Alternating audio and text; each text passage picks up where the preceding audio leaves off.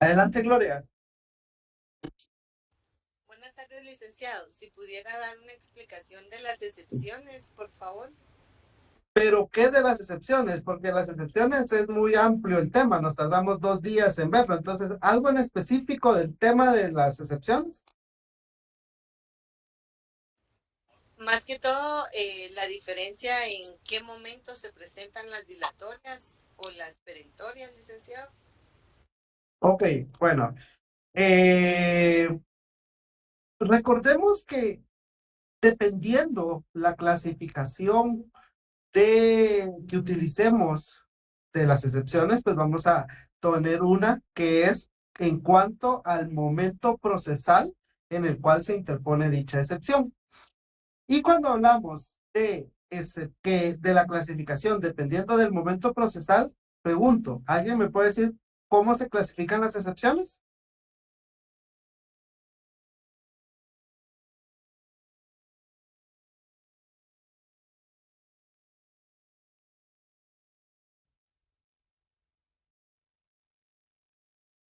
El tiempo es de ustedes, ¿verdad, compañeros? Solo encienda su micrófono y participe, no es necesario que levante la mano, compañeros. Eh, Adelante, Alan. Serían dilatorias, perentorias y privilegiadas. Exacto. Previas, perentorias y privilegiadas, dependiendo del momento en el cual se interponen. Pregunto, ¿en qué momento se interponen las excepciones previas? Antes de contestar la demanda. Ok, antes de contestar la demanda, pero en específico, ¿cuál es el plazo?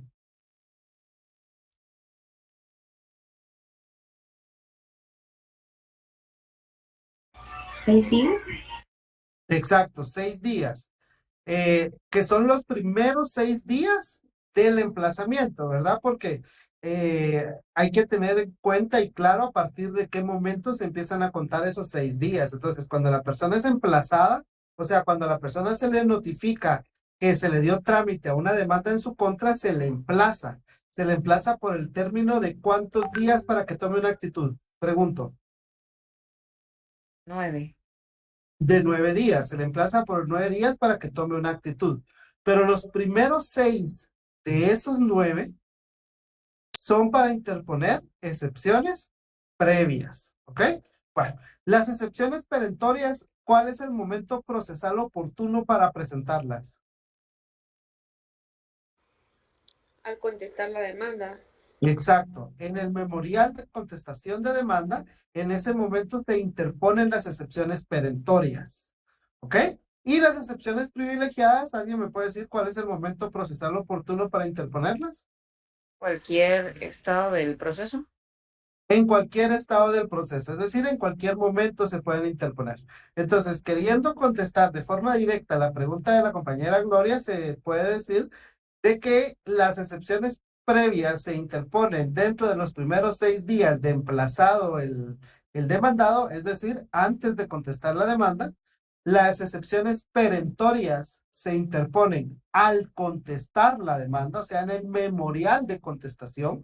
No es que hagan un memorial contestando la demanda y otro memorial interponiendo excepciones perentorias, no, en el mismo memorial de contestación de demanda, en ese mismo memorial van las excepciones perentorias. Y las excepciones privilegiadas, como ya lo dijeron, son aquellas que se interponen en cualquier momento, en cualquier estado del proceso se pueden interponer. Entonces, no sé si con eso queda contestada su duda, compañera Gloria, y no sé si alguien más tenga alguna duda.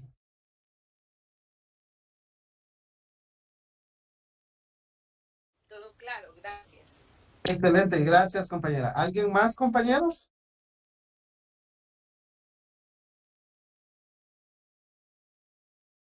No hay dudas. Ok, voy a hacer yo preguntas entonces. Eh, lo ideal es que todos participen. También me disgusta un poco contestar, preguntarle a alguien que no esté conectado, que en algunas ocasiones ha pasado. Entonces, mejor lo vamos a dejar de forma libre para que yo no tenga que preguntar a dedo.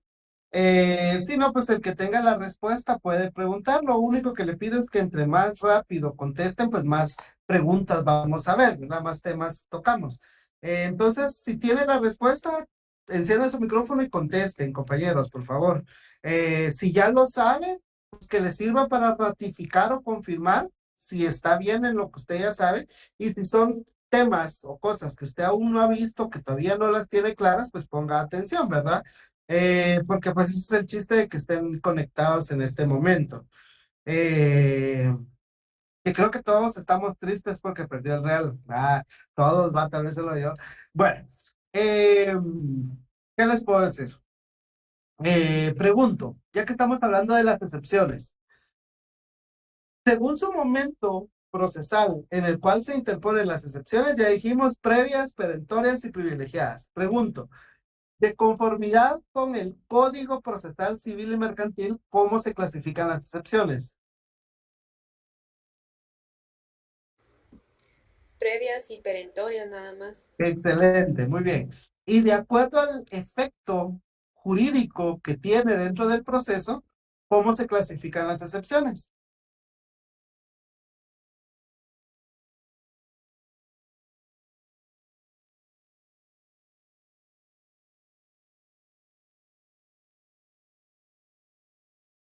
¿Sí me escucharon, verdad, compañeros?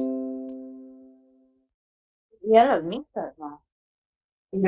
Sin miedo, compañera. Usted encienda su micrófono y dígalo. Las mixtas. ¿Y qué más? Porque si solo pone mixtas en el examen, está malo.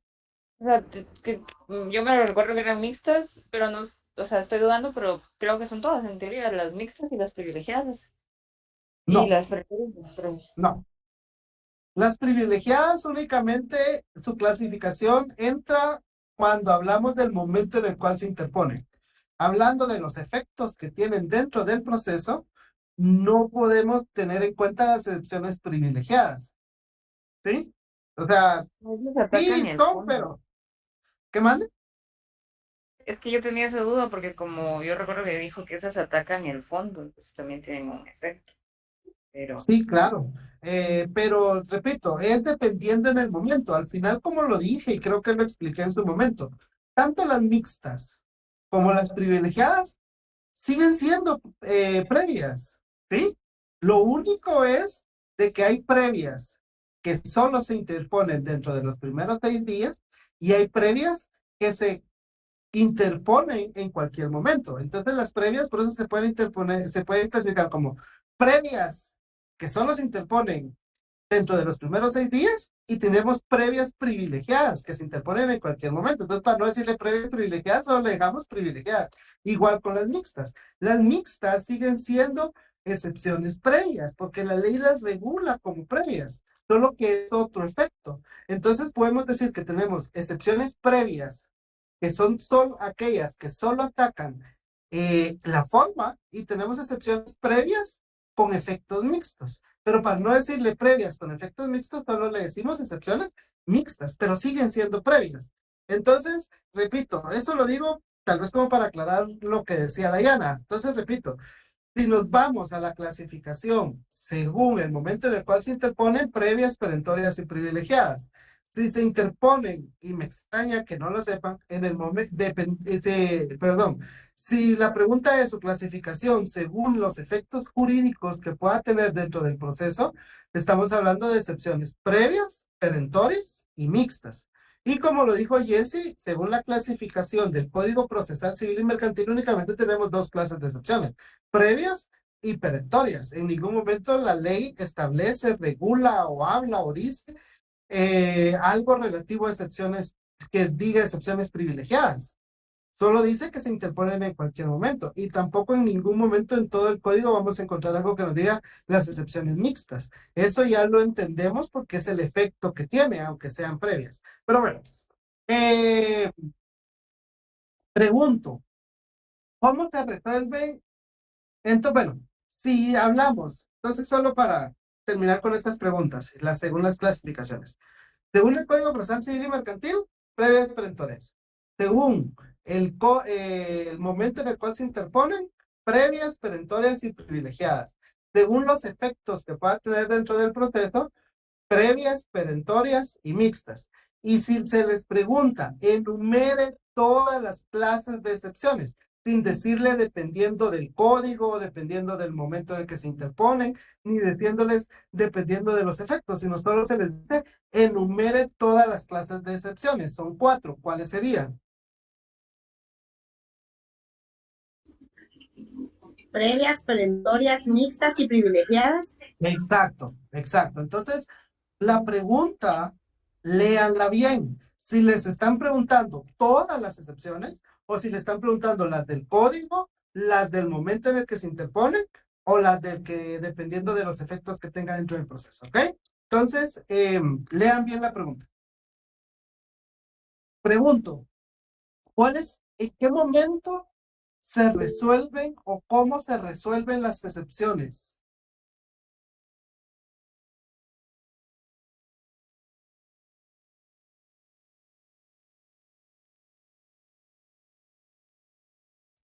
Las perentorias se resuelven en sentencia. Muy bien. Las previas en auto, si no estoy mal. En un auto, ok. ¿Y ese auto dónde se dicta o en qué momento se dicta?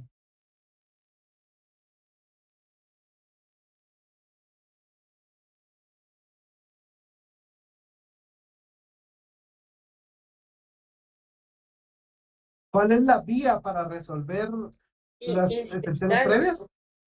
¿Qué La manda? vía, la vía incidental.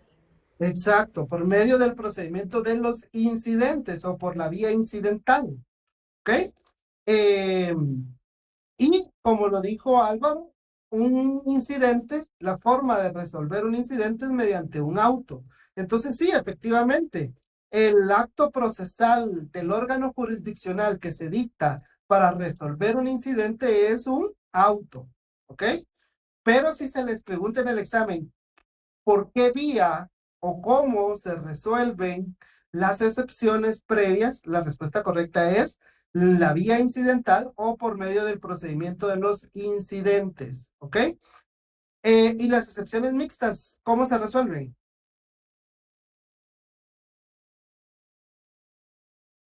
Igual, incidente. Por medio del procedimiento de los incidentes. ¿Y las excepciones privilegiadas? Y también no.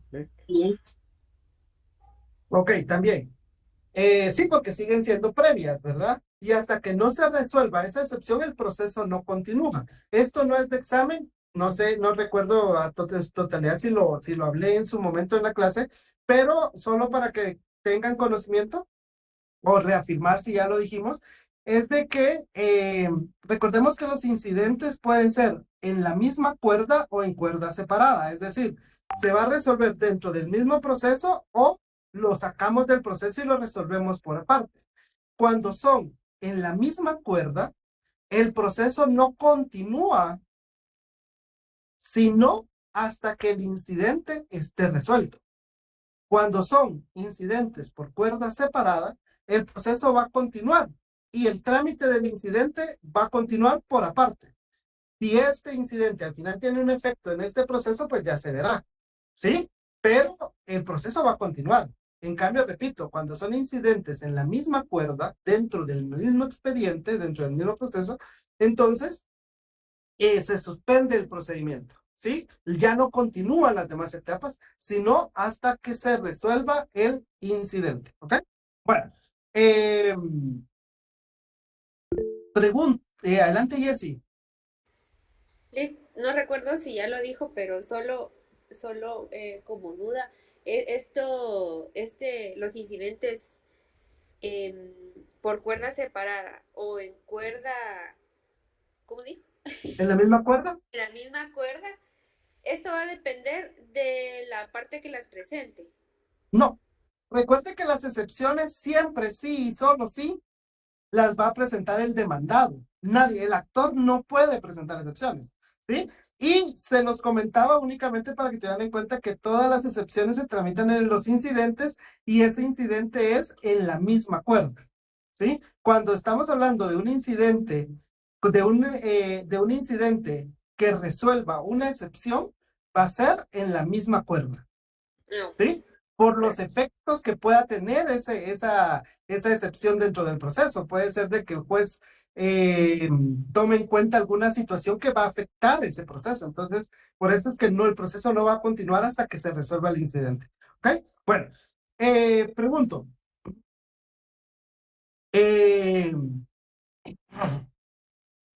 Tengo reseca la boca.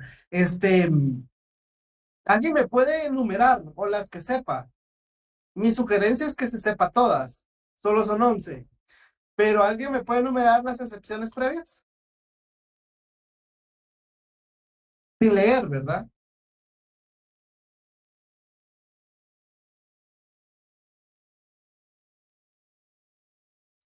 Le voy a decir las que me sé, licenciado, no me las sé todas.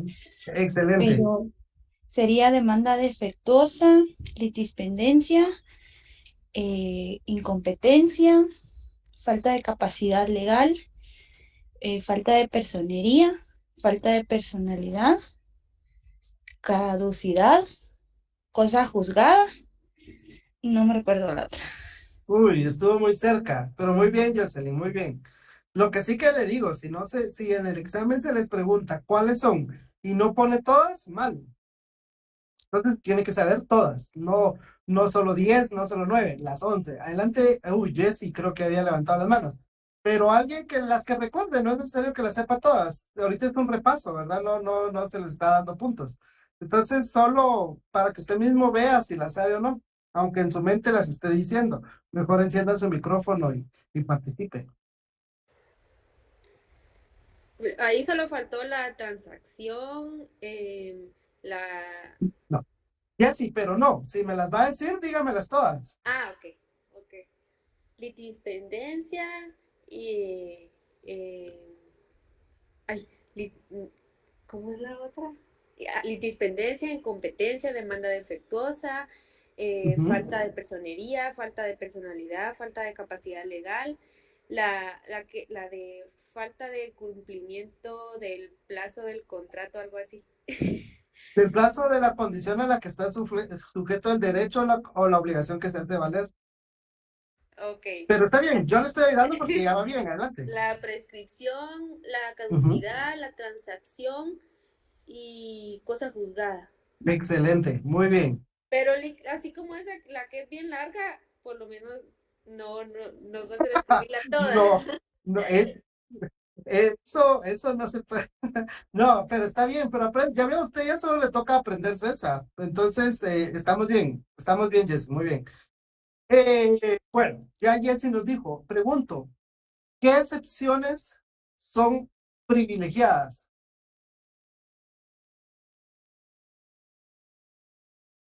Artículo 21 del Código Procesal, 121 del Código Procesal Civil y Mercantil. No les estoy diciendo que lo lean, pero ahí están.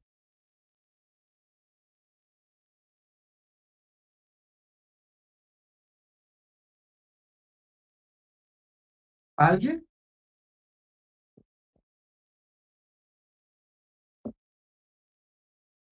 120, perdón. ¿Qué manda? ¿Alguien? ¿Cómo dijo la pregunta? Disculpe. ¿Cuáles son las excepciones privilegiadas? Que en el examen les venga, enumere las excepciones privilegiadas.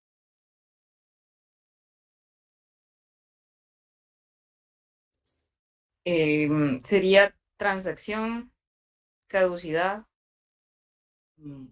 cosa juzgada, falta de capacidad legal, la de falta de personalidad, la de falta de personería y solo me recuerdo que son 8, pero no me acuerdo de la otra. Pero eso Ok, me recuerdo. muy bien, gracias Diana. Jessy, ¿o alguien más? Si Jessy se sabe todas, se tendría que saber estas.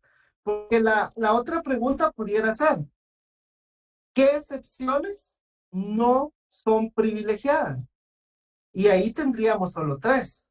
Entonces, si nos sabemos las 11 y sabemos cuáles 3 no son privilegiadas, todas las demás van a ser privilegiadas. ¿Sí? Entonces, ¿cuáles tres no son privilegiadas? Si agarramos el 120 y el 116 y empezamos a marcar una por una cuáles son privilegiadas y cuáles son no privilegiadas, las únicas que son no privilegiadas son tres. En primer lugar está incompetencia, ¿sí? Yo les sugiero, por ejemplo, miren yo la marquita que tengo, no sé si lo logran ver, pero a la par de incompetencia tengo NP, o sea, no privilegiada.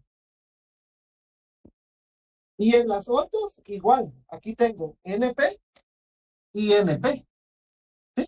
Entonces yo sé, al momento de agarrar mi código y aprenderme las 11 excepciones previas, a puro tubo voy a tener que ver mi anotación y voy a ver que de esas tres, que esas tres no son privilegiadas. Entonces, si me preguntan, ¿cuáles son las excepciones privilegiadas? Las mismas 11, quitándole esas tres. Si me preguntan, ¿cuáles son las excepciones previas? Las 11. Las privilegiadas solo son 8. Entonces, repito, ¿cuáles son no privilegiadas para que usted le ponga una anotación, una marca en su código? Las no privilegiadas son incompetencia, la número 3, demanda defectuosa, y la número 7, falta de cumplimiento del plazo o de la condición a que estuviera sujeta la obligación o el derecho que se hagan valer. Esas tres son no privilegiadas. Entonces, repito, si se sabe esas tres y en el examen les viene enumere las excepciones privilegiadas, a las 11 excepciones del 116 solo quítele esas tres.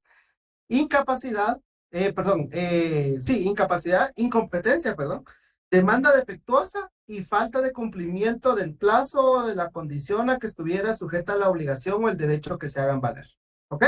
Ahora pregunto, ¿cuáles son mixtas?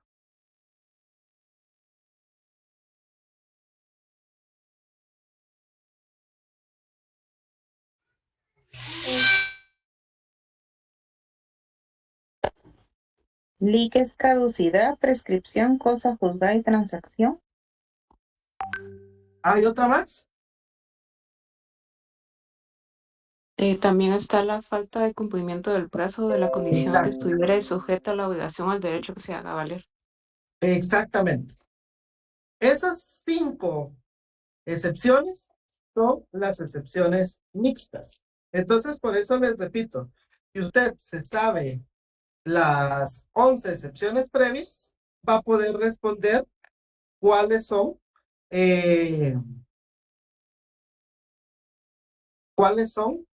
tanto las privilegiadas como las mixtas, ¿ok?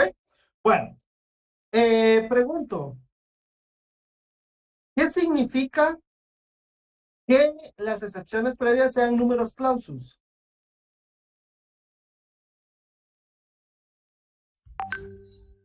Que están, la cantidad de las excepciones previas están determinadas en la ley, no pueden haber Exacto. más de eso.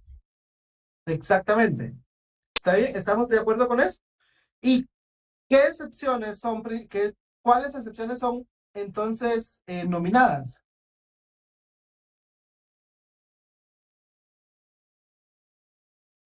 Previas mixtas y privilegiadas. Ok, excelente. Por lo mismo que dijimos que las mixtas y las privilegiadas tienen nombre, está bien. Pero como la ley en este caso no nos da un listado como tal, no podemos decir que esas. Entonces, si la pregunta es, ¿cuáles son nominadas o cuáles son números clausus? Únicamente nos vamos a referir a las excepciones previas. Y números apertus o innominadas e innominadas, porque son diferentes que sean nominadas o no nominadas y diferentes que sean números clausus o números apertus. Pero en este caso, las que son innominadas y números apertus son las excepciones perentorias.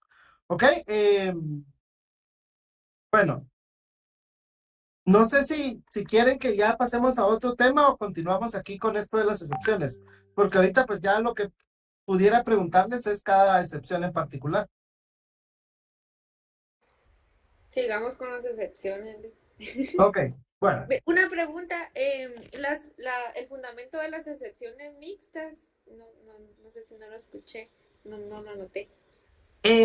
Lo que yo en su momento les hice ver fue una resolución de la Corte Suprema de Justicia, si no recuerdo si es de la Corte de Constitucionalidad o de la Corte, permítame.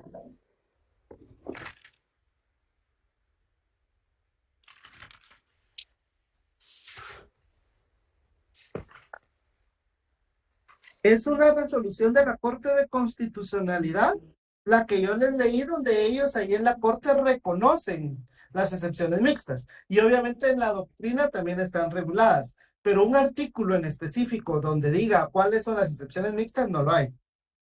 Ok, gracias.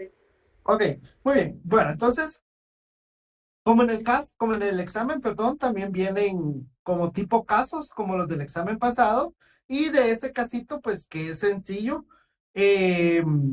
ustedes tienen que contestar ciertas preguntas. ¿Ok?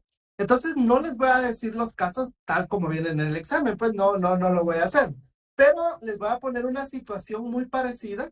En el examen, obviamente, esa situación puede cambiar, pero en sí el objeto va a ser el mismo, ¿sí? ¿Cómo va a estar redactado? Es lo que vamos a hacer, Darly. Entonces, ¿cómo está redactado el caso en el examen? A cómo yo lo voy a plantear ahorita va a variar, ¿sí? Pero la idea va a ser la misma. Entonces, vamos a ver. Voy a agarrar a Jessie porque es la que ha participado más en el día de hoy, y vamos a agarrar a Adriana, ¿ok? Ellas dos me van a servir para los ejemplos de la clase ahorita. Bueno, entonces suponiendo, vamos a ver, digamos que el caso viene así, que la señora, ¿va? Porque si no, no va a funcionar este caso que les quiero plantear. Que la señora Jessie, no sé cuál será su apellido, pero la señora Jessie llega a la oficina profesional de Adriana a decirle: mire, abogada, fíjese que yo tengo un hijo, mi esposo no me quiere pasar pensión alimenticia, pero yo sé que mi suegro tiene mucho dinero. Entonces, quiero demandar a mi suegro por pensión alimenticia. ¿Ok? Para el hijo, ¿verdad? No para ella, para el hijo. Entonces, Adriana, que es la abogada, pues tiene que orientar a la señora Jessie si procede o no procede su demanda, ¿verdad? Pero en primer lugar, ella lo que va a hacer es presentar la demanda. Haciendo cuentas que ya Adriana dice: sí, muy bien, su demanda procede, interpongamos la demanda. Entonces Adriana viene e interpone la demanda en contra del suegro. ¿Ok? Pregunto, cuando al suegro le notifiquen, ¿qué excepción puede interponer? Con base a lo que les dije, ¿verdad? Con base a lo que les dije, ahí hay una excepción que se puede interponer. ¿Cuál será? Falta de personalidad. Falta de Falta de personalidad. personalidad. Personalidad. ¿Por qué falta de personalidad? Porque no es el titular del derecho ni de la obligación. Porque no es, ok, pero usted ya vio quiénes tienen derecho a recibir pensión alimenticia. Porque eso también puede ser la trampa. Ustedes tienen que conocer civil, ¿sí? Y si hablamos de civil y hablamos quiénes tienen derecho a pedir alimentos, podemos ver que los nietos tienen el derecho de pedir alimentos a los abuelos. ¿O no? Sí. Entonces, Y creo que sería una excepción perentoria porque al contestar la demanda. ajá. ¿Cuál sería?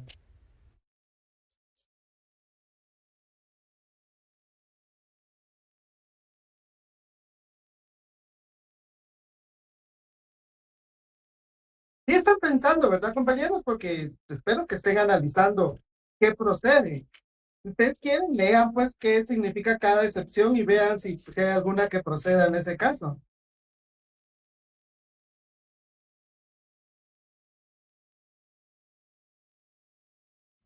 Licenciado, yo sí colocaría una excepción previa por falta de personalidad, porque para que el abuelo esté obligado, el padre tendría que estar declarado interdicto o tendría que haber fallecido.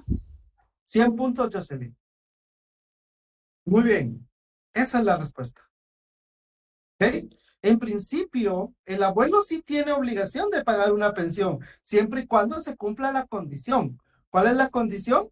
Que el papá no está en estado de interdicción o tiene las capacidades, ¿sí? Porque si en el examen, en el caso no se les dice que es un señor que no tiene posibilidades económicas, ustedes la tienen que asumir de que sí. Ahora, si en el mismo caso se les dice el señor no tiene la capacidad económica o no tiene la capacidad mental para poder cumplir con su obligación, entonces ahí no hay ningún problema que se demande al abuelo. Pero en este caso yo se le indico lo específico, ¿verdad? Que tiene que haber ciertas condiciones para que a él se le demande. Entonces, lo correcto ahí, falta de personalidad, ¿verdad? ¿Por qué? Porque si bien es cierto, él puede tener obligación, pero no es en este momento. O en todo caso, pues, procedería la falta de cumplimiento de la condición a la que está sujeto el derecho. O sea, el derecho que tiene el niño está sujeto a una condición. El derecho que tiene el niño de pedirle pensión al abuelo está sujeto a una condición. ¿Qué condición es? Que el papá no pueda. ¿Sí? Entonces, el abuelo puede decir, mire, falta de personalidad. ¿Por qué? Porque yo, si bien es cierto, la ley demanda afectuosa, no. Demanda afectuosa, no. Entonces, pero bueno, para no seguirle dando tantas vueltas a este mismo asunto, no sé si hay alguna duda, pero creo que quedó claro ahí con lo que ya nos dijo Jocelyn. Pregunto, ¿hay alguna duda?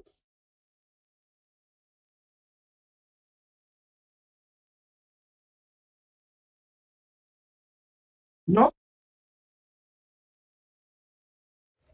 No, Lick. Pónganos más Muy ejemplos, bien. Lick, por favor. Sí, sí, eso vamos a hacer, no tenga pena. Bueno, entonces sobre el mismo caso.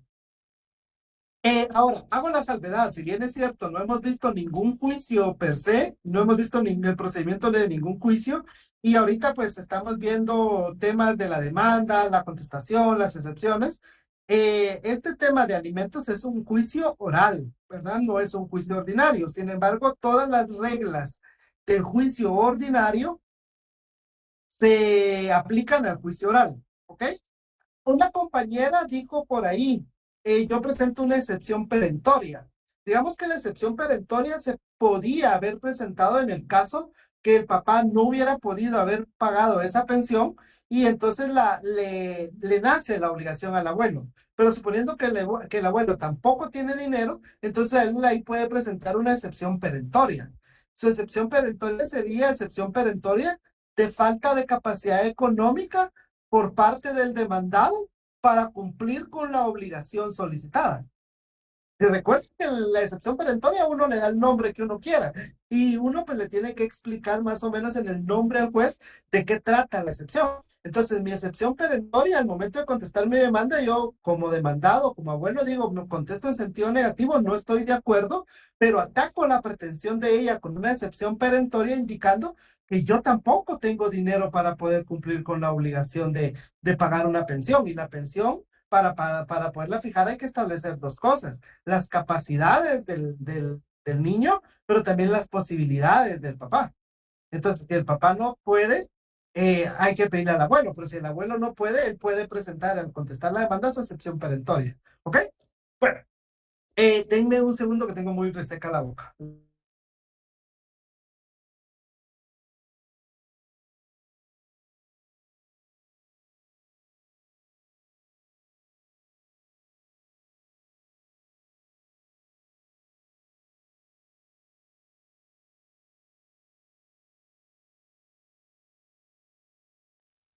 Bueno, entonces sigamos con otra excepción que pudiera interponerse.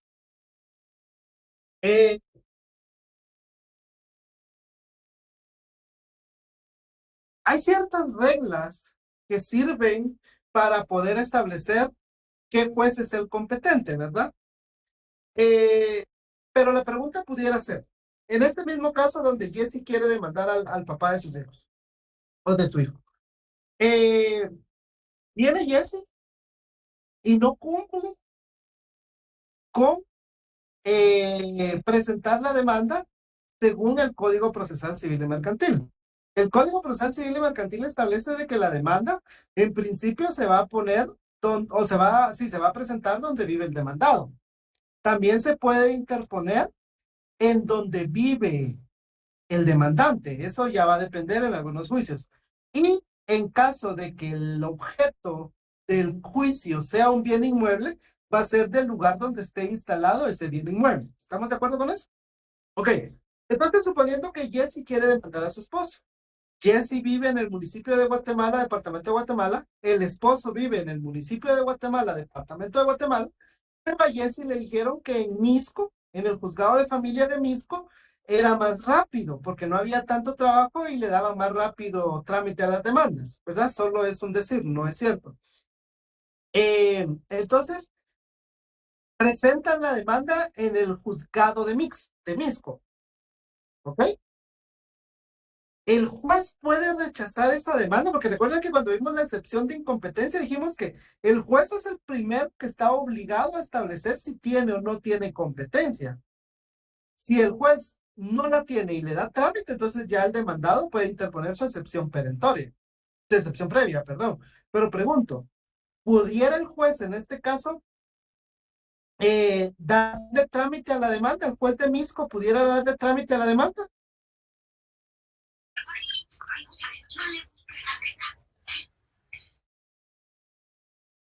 Elsa. No, licenciado. Ok, muy bien, gracias. ¿Alguien más? ¿O si se pudiera interponer la excepción previa de incompetencia?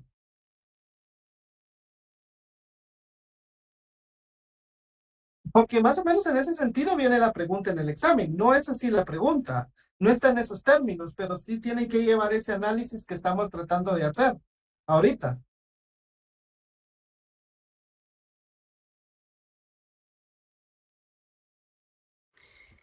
Yo pienso que puede que el juez sí le dé trámite porque, por ejemplo, si fuera un asunto de familia, que está el interés primero el interés superior del menor, entonces podría darle trámite, ya sería cuestión del demandado presentar su excepción de incompetencia. Pero no sé. ¿Y si no la presenta? Entraría el pacto de sumisión, ¿no? Exacto, más o menos esa era la respuesta, pero está bien. Todo el análisis que hizo estuvo bien para llegar al final, pero la respuesta era al final, ¿ok? O sea, el juez en este caso, por ser una cuestión de territorio, no puede rechazar de oficio la demanda, porque él no sabe si va a haber un pacto de sumisión, ¿sí? Porque recordemos que aquí aplica la prórroga de la competencia cuando es temas de territorio. Pero si yo les hubiera dicho de cuantía o les hubiera dicho otra cuestión, el juez ahí sí de entrada dice, no, esto no me compete a mí. Entonces el juez en este caso no puede establecerlo por ser cuestión de territorio, ¿sí? Él tiene que aceptar para su trámite. Ya, como dijo Jesse, si el demandado no está de acuerdo, presenta excepción previa de incompetencia. Dice, mire, señor juez, disculpe, pero usted no es el juez competente. Aunque allá haya más carga laboral, allá les toca conocer, ¿sí? Yo no estoy de acuerdo que el juicio se siga en este juzgado, ¿ok? Entonces ahí el juez ya no va a seguir conociendo, va a iniciar un incidente, va a resolver esa incompetencia y va a dictar un auto diciendo si es cierto, yo no soy el juez competente y qué tiene que hacer el juez en ese caso al momento que se declara incompetente.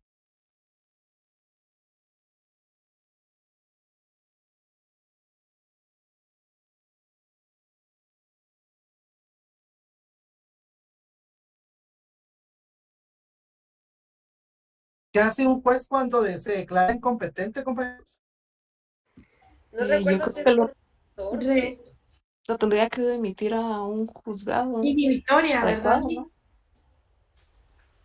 ¿no? Y el juez ya se declaró incompetente y se inhibe de seguir conociendo el proceso.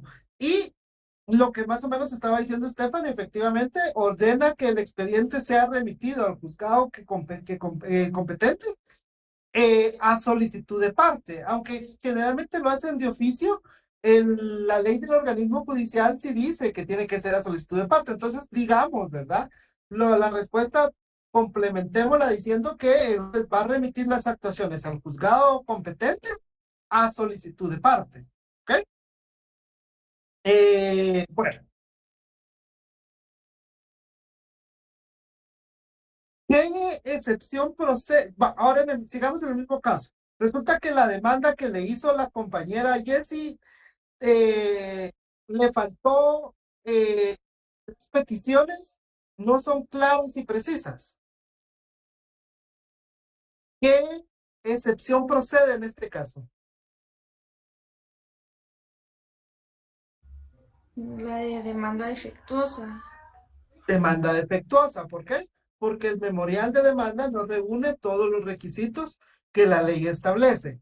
Y la ley establece que las peticiones tienen que ser claras y precisas, ¿verdad? Entonces ahí puede presentar una demanda defectuosa. Se va a iniciar un incidente, va a resolver el juez y va a decir efectivamente hay errores en la demanda, presente nuevamente su demanda, ¿verdad? Presente nuevamente su memorial de demanda y el otro ya va a saber cuáles son sus errores, ya lo va a presentar correctamente. ¿Ok? Bueno, en el mismo caso, Jessie quiere hacer la demanda en contra del esposo, pero al momento que Jessie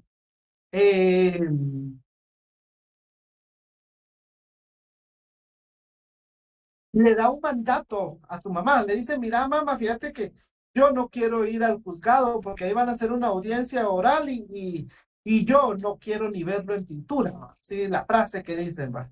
Entonces,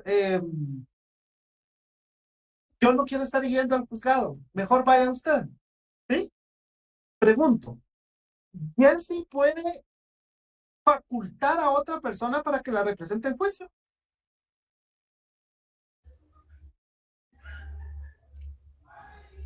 Sí, creo por medio de un mandato judicial.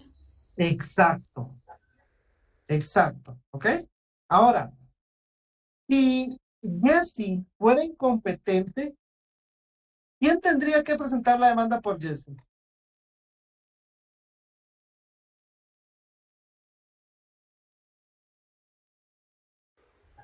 Quien tenga la guarda y custodia, ¿no? ¿Y quién tiene la guardia y custodia? Sería la mamá. ¿La mamá o el papá? Ajá. ¿Va? Puede ser pues efectivamente. ¿Quién va a representar a Jessie? ¿Los padres o quien tenga la patria potestad de ellos? Porque en principio la tienen los dos. No podemos decir que la tiene uno o que la tiene el otro. La tienen los dos. Y a falta de los padres, el que haya sido nombrado tutor. ¿Ok? Pero suponiendo que vino Jessie y cuando nombró a su mamá, su representante legal le dio un mandato. Pero dentro del mandato hay un mandato judicial, solo que en el mandato no se le autorizó a ella para... Bueno, les cambia un poco la situación. Para un divorcio voluntario, tienen que proponerse al juez unas bases del divorcio, es decirle en qué sentido van a quedar ellos con relación a la pensión alimenticia, a los hijos, a los bienes que ellos pudieron haber obtenido. Entonces esas son las bases del divorcio. Mire, señor juez, nosotros ya estamos de acuerdo en divorciarnos y estamos de acuerdo que ella se quede con los hijos, estamos de acuerdo que yo le pase una pensión alimenticia, estamos de acuerdo a que como no tuvimos bienes durante nos estuvimos casados, no hay patrimonio conyugal, entonces por lo tanto lo único son la pensión y los hijos, ¿ok? Esas son las bases del matrimonio.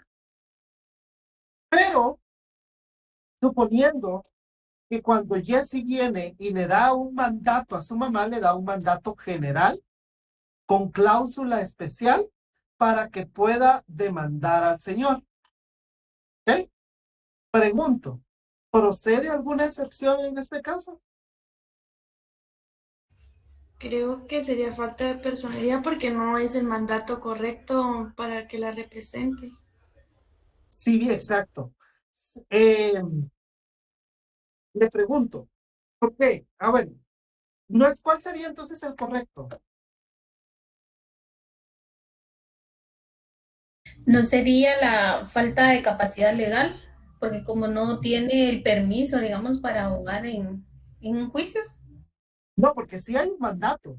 Y la señora va a decir, mire, señor juez, yo soy la mandataria de ella, yo la represento legalmente. Y como soy su representante legal, voy a presentar esta demanda porque aquí hay un la escritura pública, un testimonio de la escritura pública donde consta de que ella me autorizó a mí mediante una cláusula especial que yo pudiera presentar las bases del divorcio y llegar a un acuerdo para divorciarme para que mi hija se divorcie de su esposo. O sea, sí hay un mandato.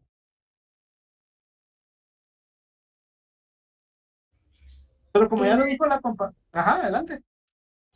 Era el judicial porque pues es algo que tiene que ver con un juicio y para tiene que comparecer en audiencia, entonces es el judicial.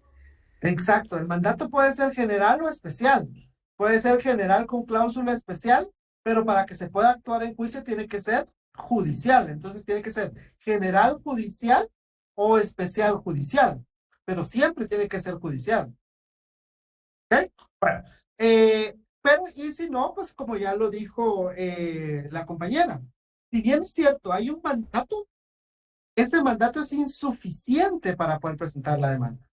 Entonces, esta tiene que ser la respuesta. Si ustedes les preguntan si viene una situación parecida y ustedes responden, procede excepción previa de falta de personería, porque si bien es cierto, la mamá de la actora tiene un mandato, es insuficiente de conformidad con la ley para poder actuar en juicio en nombre de su mandante. Más o menos, ¿verdad?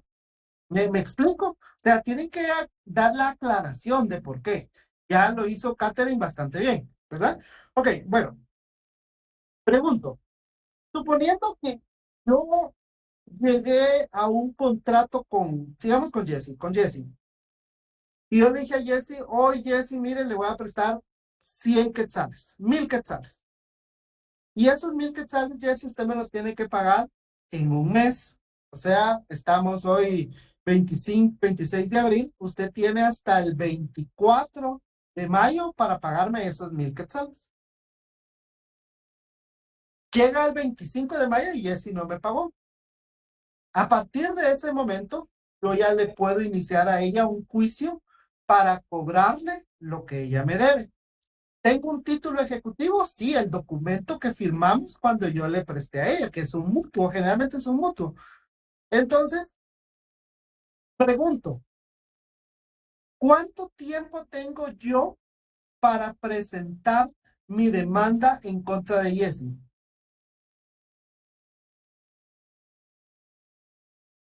No pregunté la fecha, sino cuánto tiempo.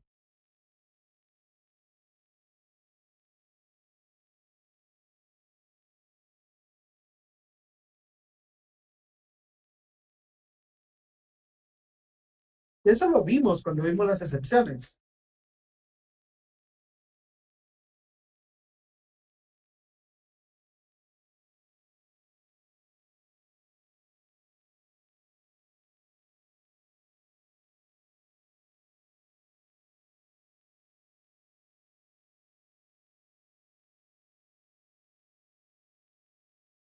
¿No?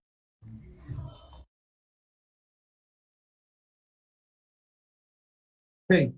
Ahí cuando tengan tiempo, leen el artículo 296. Y pregunto, suponiendo que yo presento mi demanda en contra de Jessie después del plazo que el artículo 296 me da, ¿puede presentar ella alguna excepción? Si ya venció el plazo, la prescripción. Exacto, prescripción. Ahora, suponiendo que yo le digo a Jessie, mire Jessie, yo le dije que un mes, pero mañana yo le llamo y le digo, mire Jessie, fíjese que tengo una emergencia y necesito ese dinero. Y necesito que me lo pague. Y Jessie me va a decir, mire, no, usted me dio un mes y ahorita no tengo. Se lo pago hasta dentro de un mes. Y yo le digo, no, Jessie, yo necesito mi dinero ahorita porque tengo una emergencia. Si no, el lunes voy al juzgado, le presento una demanda, le embargo sus cuentas y le pido que la arraiguen. Y Jessie me va a decir, no, Lee, pero es que yo la otra semana tengo que irme de viaje. Entonces, ¿me paga o la demando y pido providencias precautorias en su contra? Entonces Jessie viene y me dice, no, es que yo no tengo el dinero y no lo tengo. Entonces yo presento mi demanda el día lunes en contra de Jessie. ¿Ok? ¿Jessie puede presentar alguna excepción en mi contra o en contra de esa demanda? Sí, la falta de cumplimiento del plazo de la condición a que estuviera sujeta la ¿Del obligación. plazo o de la condición? Pues sí, está bien. Yo entiendo De- que usted me quiere dar todo el nombre, pero la falta pregunta concreta sería, de- ¿el plazo o la condición? del plazo. El plazo al que está sujeto, ¿mi acción o mi derecho? Mi derecho. Ok, está bien. Muy bien, Jessy. Ok, y pregunto, ¿en qué consiste la excepción de transacción? ¿Alguien que me lo explique?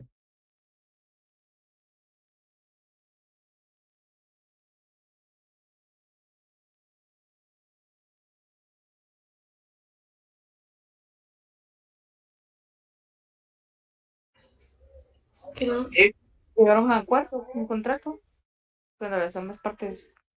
Ok, bastante bien. Muy bien, Diana. ¿Alguien más? Como una conciliación. Ok, ¿alguien más?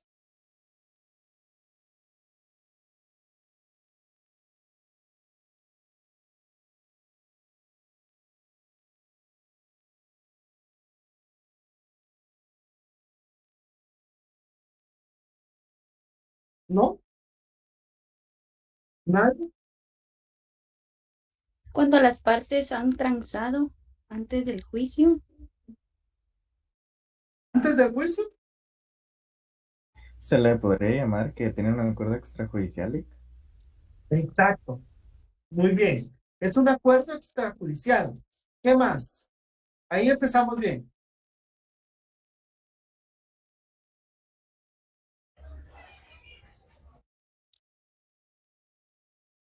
y es de mutuo consentimiento. ¿Mm?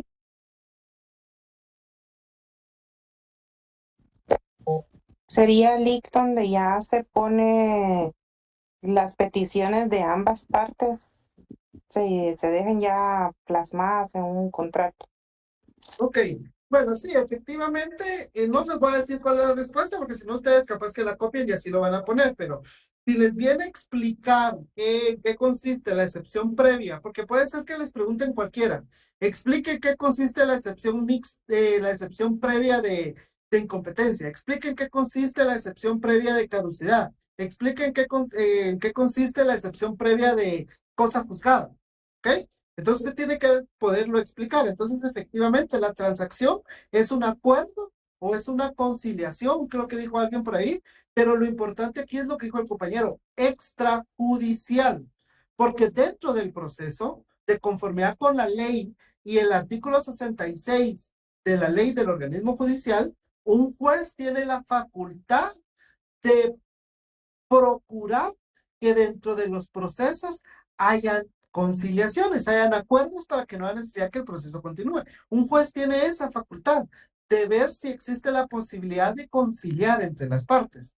Pero cuando las partes concilian o llegan a un acuerdo, pero no dentro del proceso, no dentro del juzgado, sino que van con un notario para que les haga un contrato de transacción que está en el artículo 2151, a partir de ahí está regulado el contrato de transacción. Entonces las personas le dicen al notario, mire, nosotros tenemos un problema, tenemos un juicio y lo queremos solucionar de esta forma. ¿Por qué? Porque si van con el juez, puede ser que el juez diga, no, yo no estoy de acuerdo con esto, o cuando ustedes quieran conciliar, él proponga otra cosa o no esté de acuerdo y no apruebe la conciliación.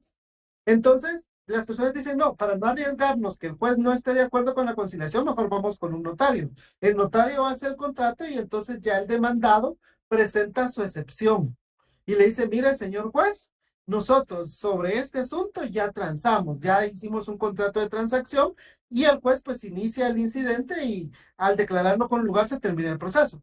También pudiera venir el actor y presentar un desistimiento o presentar una renuncia de derechos. Sin embargo, eso le prohibiría a él poder iniciar nuevamente un proceso posteriormente por ese mismo objeto cuando ha existido un desistimiento. ¿Ok?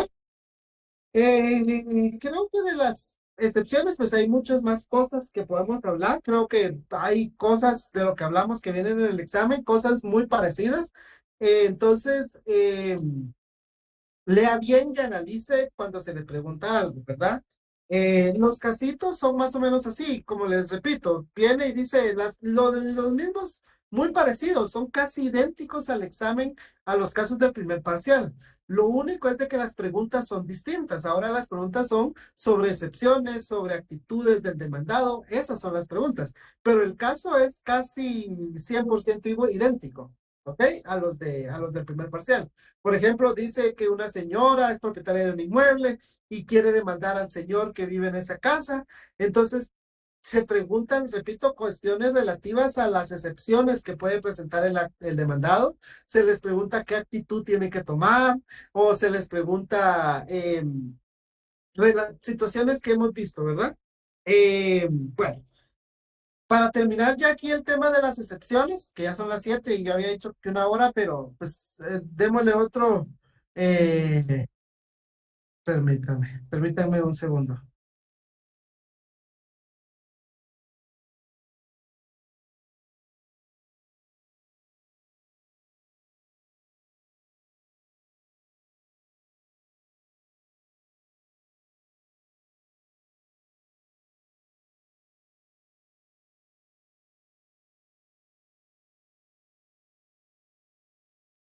Ok, bueno, entonces, repito, antes de terminar aquí el tema de las excepciones, ¿hay alguna duda de esto, de este tema?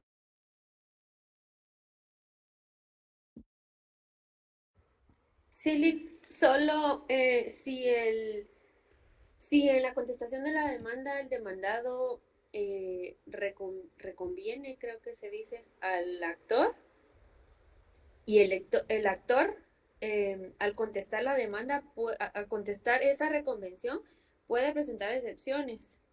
Exacto. Muy bien. Buena pregunta. Y de hecho la estuve esperando el día de la clase, pero creo que ya vimos el tema muy rápido, pero muy buena pregunta, Jessie. Efectivamente, el actor se convierte en demandado y entonces a él le nace ese derecho de poder presentar excepciones previas también. Porque ahora en el proceso los dos van a ser actores y los dos van a ser demandados. Ok, gracias. Previas y Ok. perentorias también. ¿Qué manda? Previas y perentorias también. Sí, previas, perentorias y todas, exacto. Bueno, pregunto, ¿quién me da una definición de excepción? Porque eso te me había olvidado.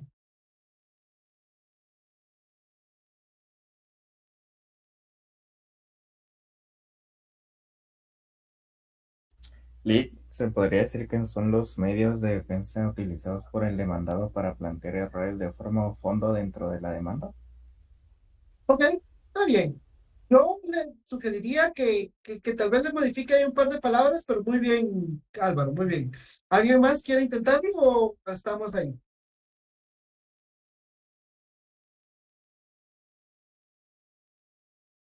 Ok.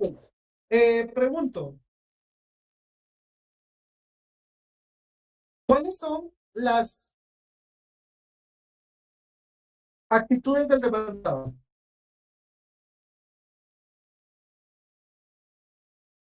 Contestar o no contestar la demanda, Ok, muy bien. ¿están de acuerdo o en sentido negativo que no están de acuerdo? Exactamente. Cuando no se contesta la demanda, ¿cómo se le denomina esa actitud? En sentido Rebeldía. negativo. No contestar la demanda, ¿cómo se le denomina esa actitud? Rebeldía. Rebeldía. Exactamente. ¿Cuántos días tienen con el demandado para contestar la demanda?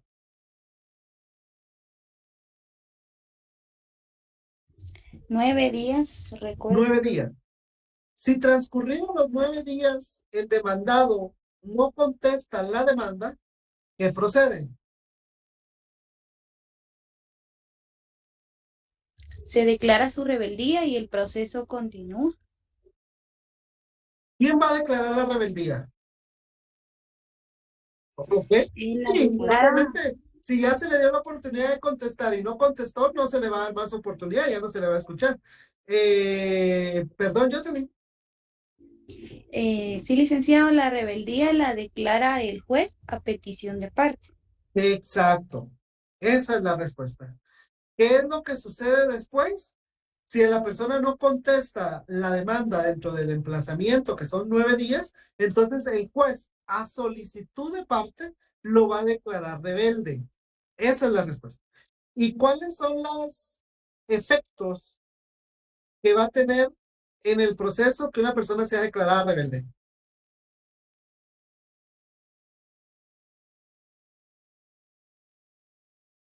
Pierde todos sus derechos, licenciado. Ya no puede ofrecer prueba. Que no pueda ofrecer prueba, ok, está bien. ¿Pero qué más?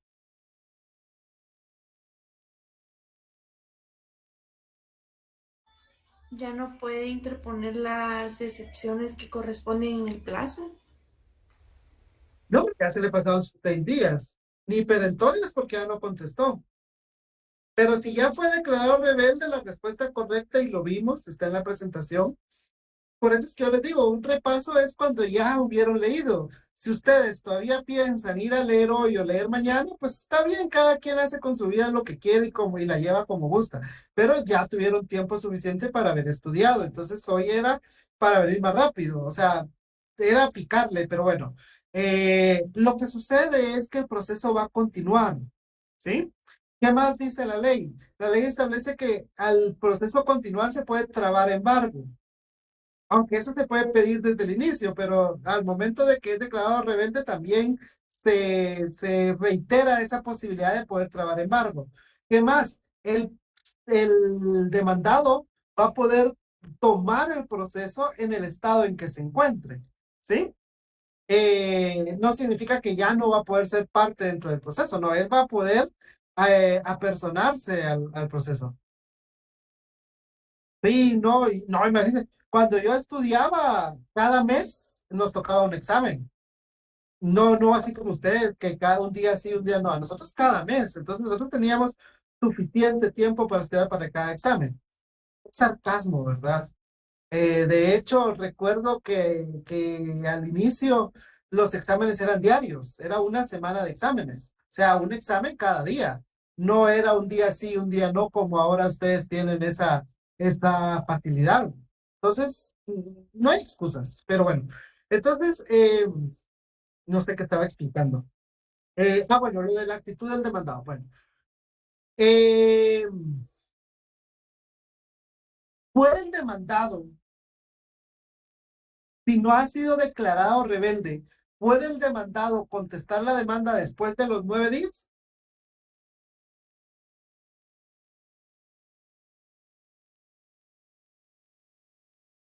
Sí, sí puede. Media vez Sí se la puede. otra parte no haya solicitado la... Exacto.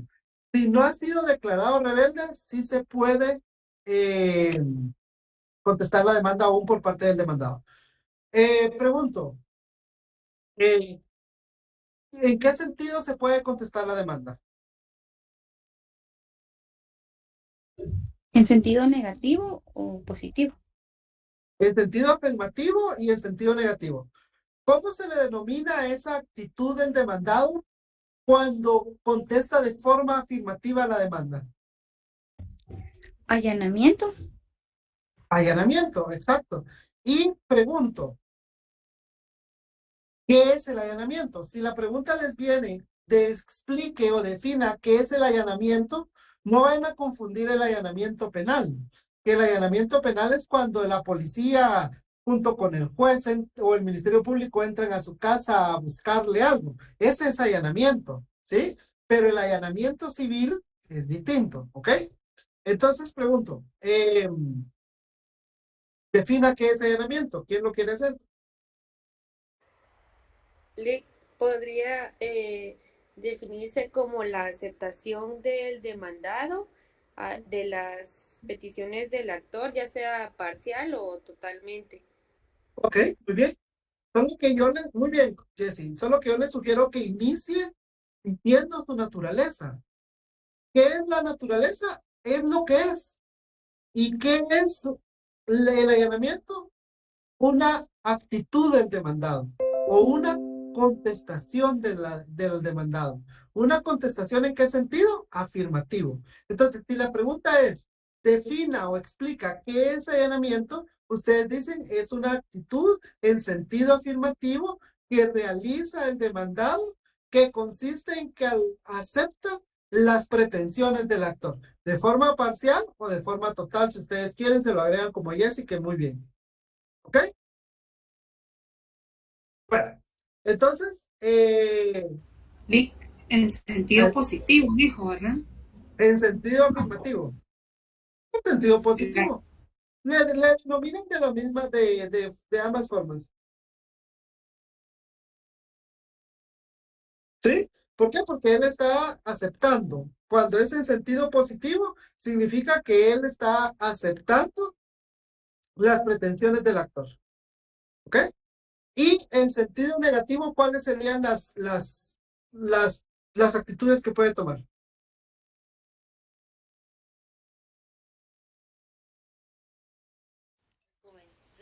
Reconvención.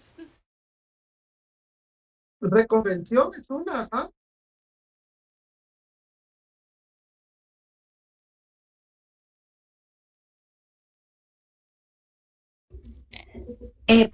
Interponiendo excepciones también, licenciado, excepciones perentorias.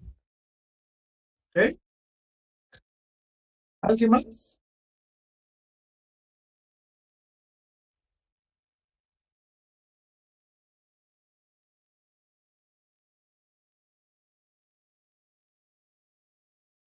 Bueno, las actitudes en sentido negativo son contestación en sentido negativo, 1, contestación en sentido negativo interponiendo excepciones perentorias, 2, y la reconvención. Pregunto, ¿cómo se le denomina a la persona que ha sido declarada rebelde?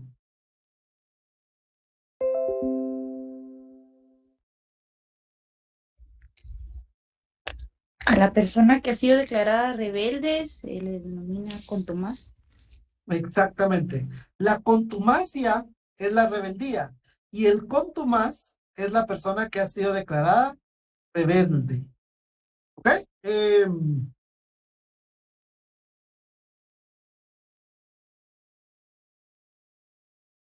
Ok. Ya para terminar, bueno, pregunto, porque creo que de las actitudes del demandado no hay mayor cosa que preguntar más que eso. No sé si tienen alguna duda.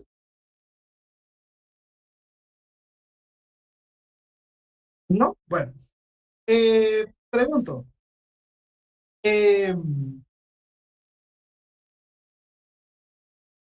Como este tema lo tocó el Estuardo, no sé a cabalidad qué fue lo que él les habló ese día. Yo sí estuve conectado cuando él dio la clase virtual, pero de forma presencial no me entero. Entonces, exactamente qué fue lo que le preguntó y qué es lo que él va a agregar en el examen, pues él sabrá. Sin embargo, solo como a manera de poder tocar este tema, pregunto, ¿quién me explica en qué consiste el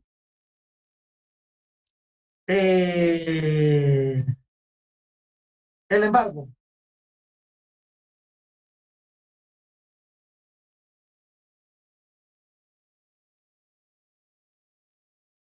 Defina qué es embargo.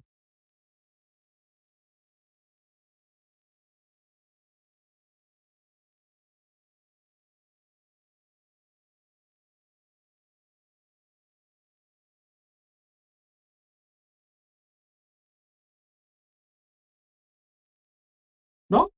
Que alguien me diga qué es arraigo. Adelante, Cecilia.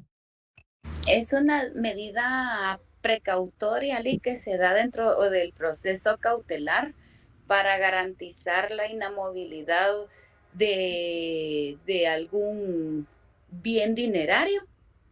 Eso sería el embargo. Ahora el arraigo es que no se le permite a la persona poder salir del país para garantizar su presencia dentro del proceso. Ok, muy bien. Cuando hablamos de embargo, no nos referimos únicamente a dinero, ¿verdad? Entonces, cuando usted dijo un bien dinerario, me hizo un poco de ruido. Entonces, yo diría que usted lo pudiera decir, sugerencia, ¿verdad? Que usted diga que aplica sobre bienes muebles o inmuebles y con eso ya está, porque el dinero es un bien mueble. Recuerde mercantil, o no sé si eso ya se lo explicaron en mercantil, pero el Es que no dinero es un llevamos bien. mercantil todavía, Lick, hasta el otro año. Sí, lo siento, lo siento. Entonces, el dinero es un bien mueble, ¿sí? Su naturaleza es igual a las empresas. Las empresas son bienes muebles. Entonces, cuando se embarga, cuando hablamos del embargo y decimos bienes, ahí estamos incluyendo a todo lo que sea un bien, a todo lo que sea una cosa. ¿Ok? Entonces, si lo decimos así, estamos bien. Eh, Pregunto, bueno, lo del arraigo creo que está bastante bien. Creo que se puede mejorar, pero creo que en principio está bien lo que dijo la compañera. Pregunto, ¿cuándo procede la anotación de demanda?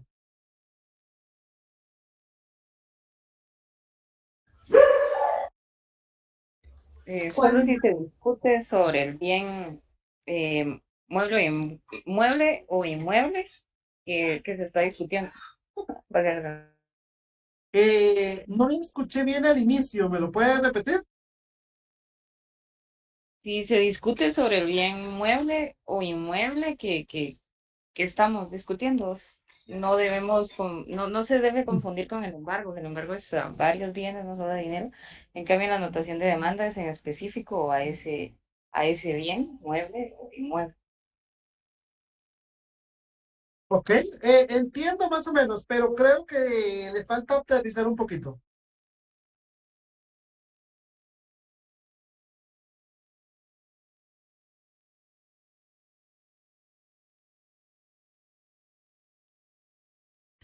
La anotación es sobre el bien, es que me recuerdo que Lick nos había dicho que era sobre el bien inmueble del cual tenemos el título que estamos entrelazando en la demanda, del cual se está Ok, discutiendo en la demanda, no puede sí. ser cualquiera.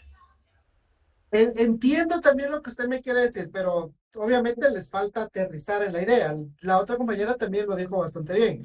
Pero más o menos la respuesta tendría que ir en el sentido de indicar que la anotación de demanda procede cuando un juicio versa o trata sobre derechos reales de un bien inmueble que sea objeto del proceso.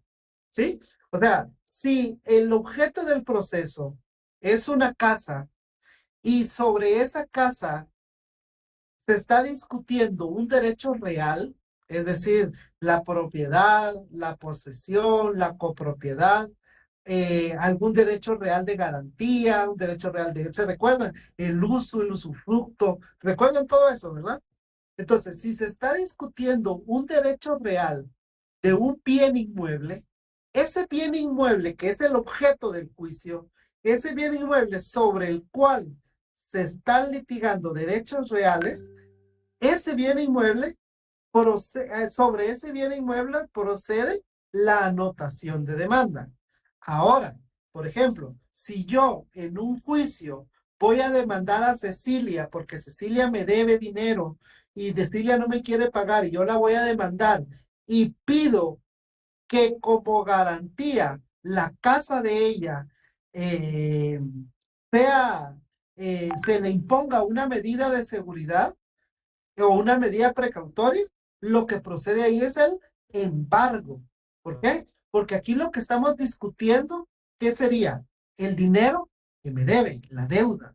El bien inmueble no es objeto de demanda, ¿sí? El bien inmueble solo va a servir para garantizar de que ella me pague. Si ella no me paga, entonces esa casa que está embargada se va a rematar, se va a vender y con lo que se venda de esa casa me va a pagar a mí.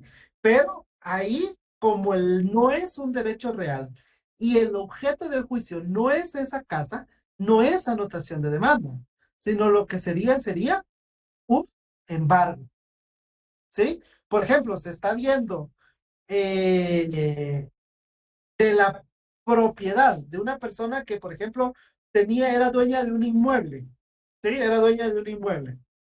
Pero esa persona se fue a Estados Unidos durante 20 años y cuando regresó se dio cuenta que en ese terreno que él tenía ya hay una gran casa de 3 niveles, ¿va? Y entonces él, ¿qué va a hacer? Va a hacer pedir la reivindicación de la propiedad. ¿Por qué? Porque la propiedad nunca prescribe, aunque él se haya ido y aunque le haya dejado abandonado ahí, él es el dueño de esa casa, de ese inmueble. Él tiene su escritura registrada y todo. Entonces, en este caso sí es un derecho real el que se está discutiendo.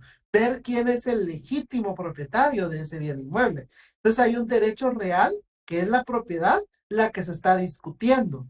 Y esa casa o ese inmueble porque es el terreno, ¿verdad? El inmueble sobre el cual se está discutiendo ese derecho real, sí es susceptible de anotación de demanda. ¿Estamos de acuerdo?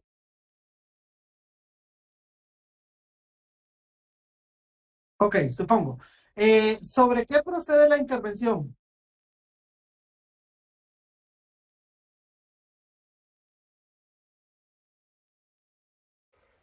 Sobre las empresas. Ok, en principio podemos decir que sobre las empresas y la respuesta de forma general estaría bien. ¿Ok?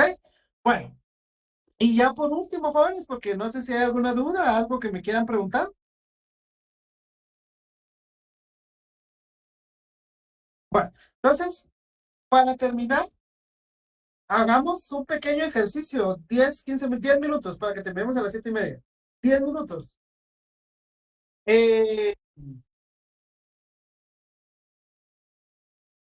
Ya te les dijo desde el inicio, y como no se busca perjudicar a nadie, ustedes saben que en el examen les viene a redactar un memorial, ¿sí? Viene un caso, sobre ese caso, así como más o menos ya les dije, los que vinieron en el parcial pasado y más o menos el ejemplo que les puse hoy, sobre ese caso o sobre esos casos vienen preguntas, porque cada examen tiene un caso distinto. Sobre ese caso vienen preguntas y sobre ese mismo caso viene que hagan un memorial. ¿Ok? Tal vez no todo el memorial, pero se les va a pedir que hagan alguna parte del memorial. ¿Sí? En primer lugar, hacer un memorial es fácil. Si uno se sabe los requisitos del artículo 61 del Código Procesal Civil y Mercantil, uno puede redactar un memorial. Y número dos, se supone que ya hicieron la tarea y en la tarea se supone que hicieron 2 memoriales. Y la tarea no era solo para decir, bueno, a ver qué hacen o qué se nos ocurre que podemos quitarle su tiempo. No, el objeto de esa tarea era pues que ustedes tuvieran la oportunidad de hacer un memorial, de conocer cómo es un memorial y hacerlo con su puño y letra. Entonces ustedes ya hicieron 2 memoriales. Entonces si quieren, ¿verdad? En estos 9 minutos que nos quedan, tratemos de redactar un memorial. Yo ahorita no tengo la compu a la mano, entonces no lo puedo hacer, pero yo había pensado en su momento que íbamos a ir haciendo el memorial y lo iba a ir haciendo yo. Entonces, a menos que alguien tenga compu a la mano y quiera ir transcribiendo, pues puede compartir pantalla y vamos armando el memorial ahorita. Entonces, si alguien lo va a hacer, que diga yo lo hago y le damos tiempo que abra Word y que comparta pantalla. Y si no lo quieren hacer, pues no.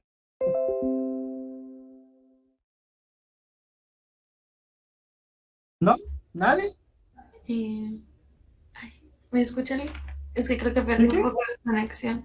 Creo que yo lo puedo hacer. Solo es que me pesa un poco la tecnología.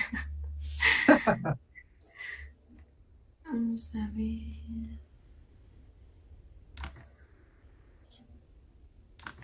Estamos en el teléfono, por eso no ofrecimos. Sí, no tengan pena, ahí está.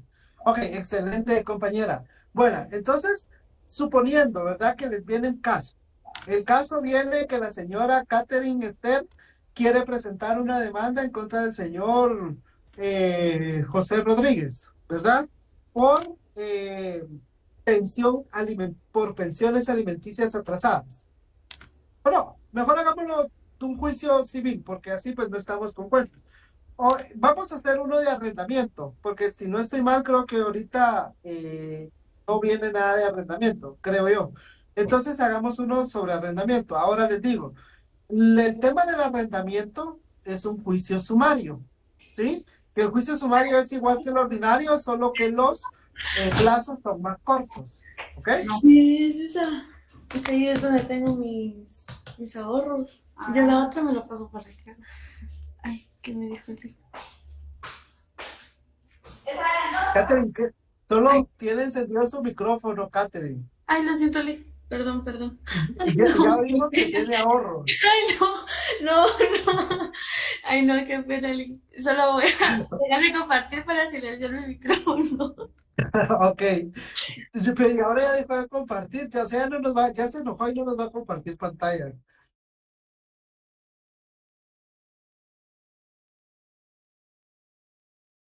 O alguien que quiera compartir, ahí está, ya regresó. Bueno, entonces compañeros, armemos el memorial. Entonces repito, vamos a hacer un caso, vamos a plantear un caso de un juicio de desocupación, pero el juicio de desocupación es un juicio sumario, solo se los aclaro, solo se los comento. Eso no tiene, si es sumario, ordinario, oral, no tiene nada que ver ahorita para el examen. Eso, determinar qué clase de juicio es el que corresponda, será en el otro semestre. Ahorita todavía no nos importa identificar qué vía, cuál es la vía, cuál es el juicio que se debe seguir. ¿Ok? Entonces, ya digo, la señora Catherine Esther es dueña de un inmueble y quiere demandar al señor José Larios por desocupación y cobro de rentas atrasadas. ¿Ok?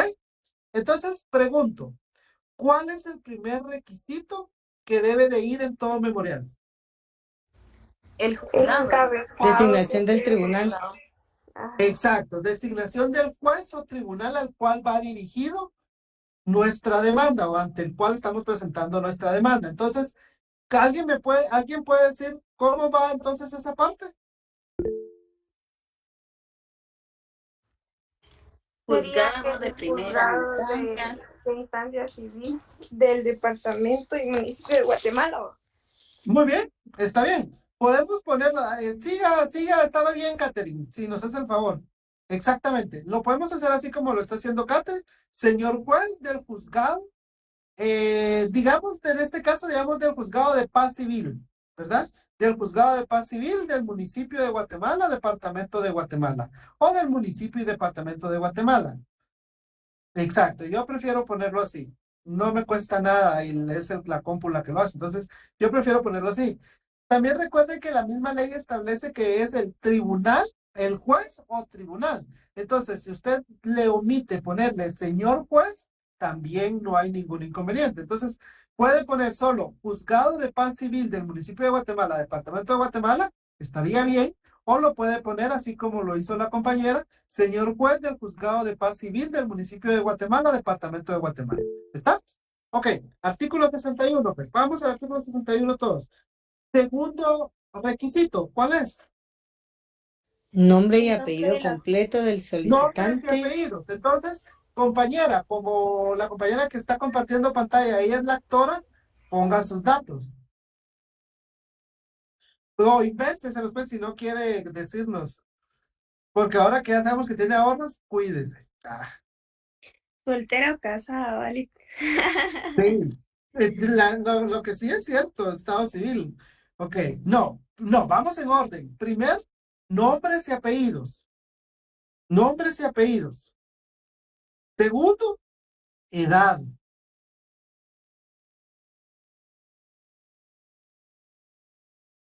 Error. Perdón que la compañera nos está ayudando, pero error. Siempre Todo todo con con letras. letras. Eso es algo de notariado. El Código Procesal Civil y Mercantil no lo establece, ¿sí? Pero por técnica lo ponemos con letras. Entonces, y no sea que los jueces a veces saquen requisitos que solo ellos conocen. Entonces, para evitarnos una demanda defectuosa o algo que ni al caso, mejor todo siempre con letras. De 20 años. Lick, ahí nos faltaría, digamos, 20 años de edad, porque para No poder... es necesario porque van en el orden que la ley establece. Entonces, solo con ponerlos es suficiente. Pero usted tiene razón, de hecho yo lo pongo. Yo pongo de 20 años de edad, ¿verdad? Ajá. Pero si lo deja de 20 años está bien, no hay ningún inconveniente. Gracias, Gemma. Estado civil.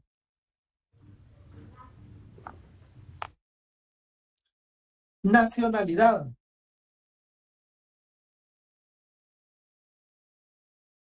Profesión u oficio.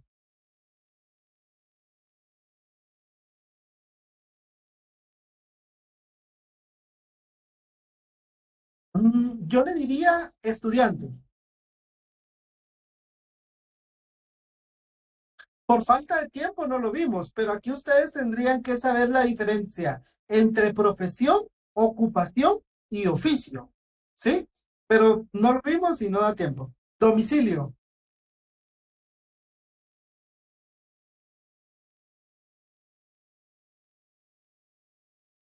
Exacto. Si usted tiene su domicilio en el departamento de Guatemala y su demanda la está presentando en un juzgado del departamento de Guatemala, no importa el municipio, porque aquí lo que importa es el domicilio, es el departamento, entonces usted puede poner de este domicilio. No hay ningún inconveniente si usted pone con domicilio en el departamento de Guatemala. Tampoco no hay ningún inconveniente. Pero así como lo puso la compañera, está muy bien. De este domicilio. Muy bien. Y del lugar para recibir notificaciones. Yo ahí lo dejo. Póngale puntos si usted quiere. ¿Qué hago yo? Si ustedes se dan cuenta, la ley no lo exige. Pero este es solo un paréntesis que yo les doy para ustedes. Yo, en mis memoriales, siempre identifico a la persona con su número de DPI. Si usted no pone el número de DPI en el memorial, no importa. No es un requisito que la ley obligue que se ponga. Si lo pone, no está mal. Al contrario, está individualizando de una mejor manera a su cliente. Entonces, si usted quiere, deja el DPI. Si usted no quiere, no pone DPI. ¿Está bien? Entonces, ahora, aquí nos vamos a los siguientes requisitos. Que el Ike Estuardo en su momento les dijo, miren, no hay un orden, no hay un esquema para hacerlo. Pero generalmente aprendemos a utilizarlo y es como yo lo hago. ¿Sí? Yo, les digo yo, ustedes háganlo como se les dé la gana. Pero yo lo que hago es, después de poner esto aquí donde va la compañera, pongo el DPI. Y después pongo abajo, de forma centrada, la palabra expongo. Si lo hacemos, compañero. De este domicilio, punto. Abajo, central, expongo. Y abajo. Ahora ya justifíquelo. Eso. Y le pongo, de la calidad con que actúo. De la calidad con que actúo. Licenciado, disculpe, solo una consulta, no sé si lo dijo, pero el lugar para recibir notificaciones, ¿no lo agregamos? Ahorita voy ahí. ¿Por qué del lugar con que actúo? De la calidad con que actúo. Porque recordemos que si yo estoy actuando en representación de otra persona, en el primer memorial lo tengo que hacer ver. Entonces, yo pongo esto aquí para decirle al juez si estoy actuando en nombre propio o estoy actuando en representación de alguien más. Por ejemplo, si fuera un caso de pensión alimenticia y la mamá es la que está presentando la demanda, yo pongo actúo en mi calidad de progenitor y en ejercicio de la patria potestad de mis hijos menores de edad. En este caso, como Catherine, ella es mayor de edad, ella es la propietaria del inmueble y ella está actuando por sí misma, entonces ahí es actúo en nombre propio. De la calidad con que actúo, 2 puntos. Actúo, señor juez, si usted quiere ser tan formal, le puede poner ahí, señor juez, o solo actúo en nombre propio. No, de la calidad con que actúo, 2 puntos. Actúo en nombre propio.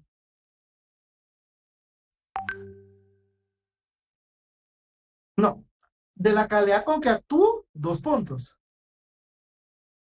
Sí, y ahora actúo en nombre propio.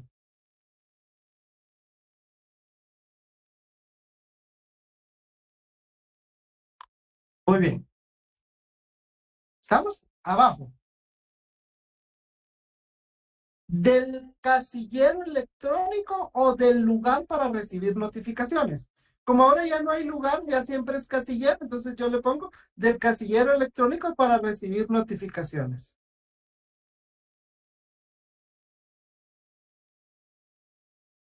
2 puntos. Señalo para recibir notificaciones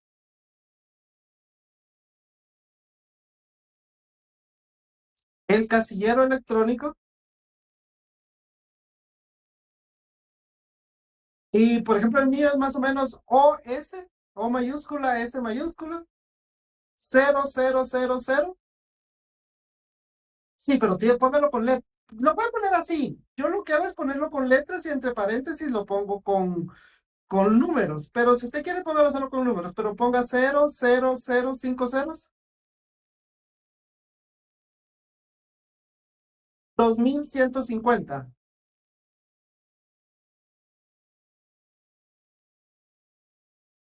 Y entre paréntesis le pone el número. Pues si no le da tiempo, póngalo, pero mejor si no. ¿Ok? Abajo. De la dirección, procuración y auxilio con el cual actúo.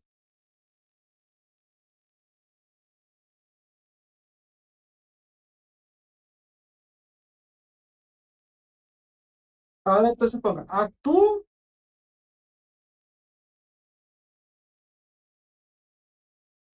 con la dirección, procuración y auxilio del abogado.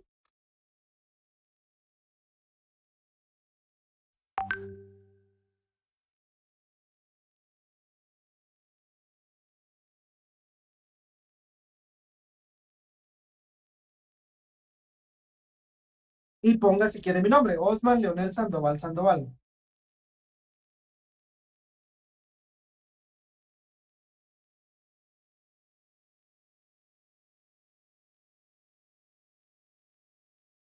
Yo en esta parte no es obligatorio hacerlo, pero yo siempre lo hago.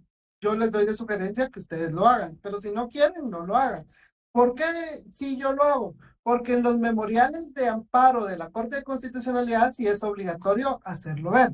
Entonces yo pongo ahí, actúo con la dirección, auxilio y dirección del abogado Osman Leonel Sandoval Sandoval, colegiado activo, número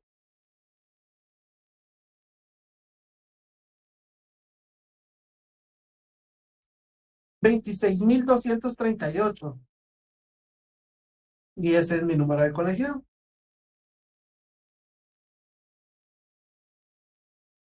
¿Sí? Le repito, ese no es un requisito obligatorio, pero si lo ponen es mejor. ¿Ok? De la dirección ahora. Sea abajo.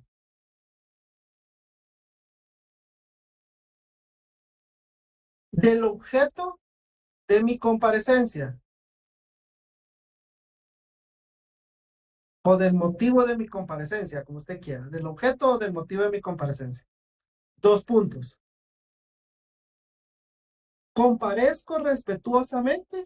No es necesario respetuosamente, pero uno así lo hace, ¿va? Y se le quedan esas malas mañas.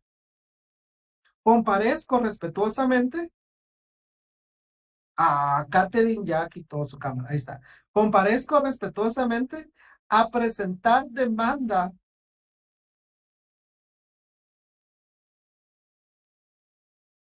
de desocupación y cobro de rentas atrasadas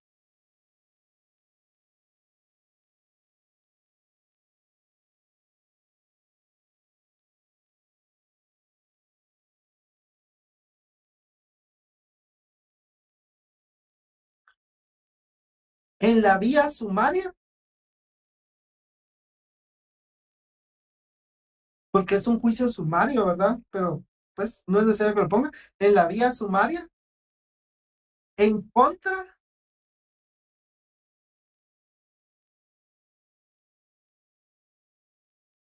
del señor o de la señora, y invéntese usted un nombre. Catherine. Ya nos quitó la pantalla, Catherine. ¿O ustedes sí la siguen viendo, compañeros? Sí la seguimos viendo. Yo no miro la pantalla de Catherine. Yo tampoco lo veo. Yo no la veo. Yo la veo a ella. Ahí Ahorita está. sí. Ya la estamos viendo. Muy bien. En contra del señor tal y tal, tal. Ok, punto. Abajo, ahora abajo. Ahora ponga abajo del... Ok, termine de poner el nombre.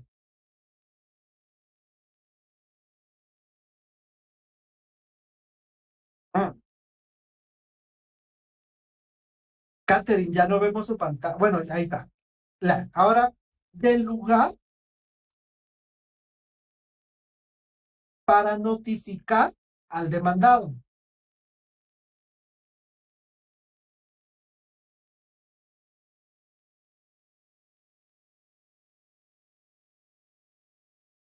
¿Ya? 2 puntos.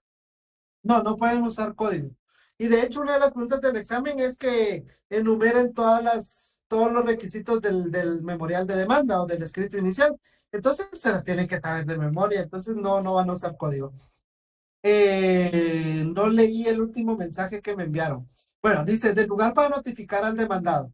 El señor José Miguel Hernández Leal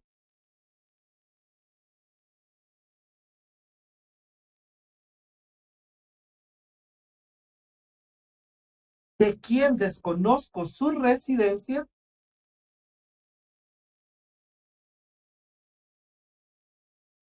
coma, puede ser notificado en, y usted invéntese una dirección.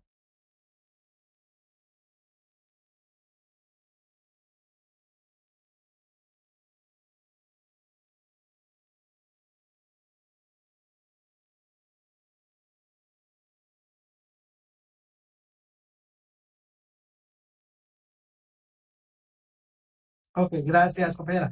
Bueno, por si alguien está pendiente, ver, la compañera hasta ya nos dio su dirección y tiene ahorros. Tómenlo en cuenta ahí los compañeros. Bueno, y entonces ahora, si ustedes se dan cuenta, y vemos nuestro código, con lo que ya hicimos ahorita ya tenemos requisito número 1. Subamos, Catherine, por favor. Y yo le sugiero que entre el nombre del juzgado y los datos del demandante, quites espacio, no es necesario. Si lo deja, tampoco no pasa nada, pero siempre hay que tener cuidado con esos espacios ahí innecesarios, ¿ok? Entonces, tenemos el requisito número 1, designación del juez o tribunal. Señor juez del Juzgado de Paz Civil del municipio de Guatemala, departamento de Guatemala. Requisito número 2, nombres y apellidos completos, edad, estado civil, nacionalidad, profesión u oficio, domicilio y lugar para recibir notificaciones. Al inicio tenemos todos los datos y abajo encontramos dónde se le va a notificar. Entonces tenemos completo el requisito número 2. El requisito número 13 se va después. El número 4 va después. De ahí nos vamos al requisito número 5. Bajemos, por favor, Catherine, perdón. ¿Bajemos? No, no hay más tiempo, Jesse. Y de ahí tenemos requisito número 5. Nombres y apellidos y residencia de quien se reclama el derecho. Si se ignorara la residencia, se hará constar. Entonces tenemos, ¿a quién vamos a demandar? Nombres y apellidos, sí. José Miguel Hernández Leal. Su residencia o decir que la desconocemos. Y estamos diciendo que no sabemos dónde vive, pero puede ser notificado en tal y tal lugar. Cuando él conteste la demanda, ya va a señalar un casillero electrónico. Pero en primer lugar, esta primera resolución se le notifica en el lugar que haya indicado el actor. ¿Estamos? Ok, ahora nos vamos a los hechos. Entonces bajemos y de forma centrada pongámosle hechos. Hay quienes ponen ahí, por lo que comparezco de conformidad con los siguientes hechos. Yo solo le pongo hechos y me voy. Y ahora justifique y ponga 1. ¿De qué se trata el juicio? De una señora que es propietaria de un inmueble y que ahora no le pagan y la señora los quiere sacar y que le paguen. Entonces, en primer lugar, la señora tiene que decir, señor juez, hechos, soy propietaria.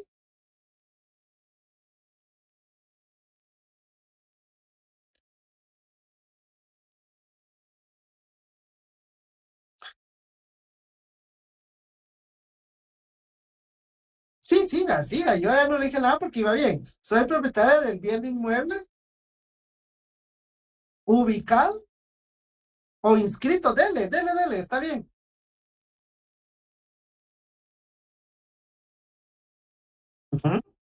¿Inscrito dónde?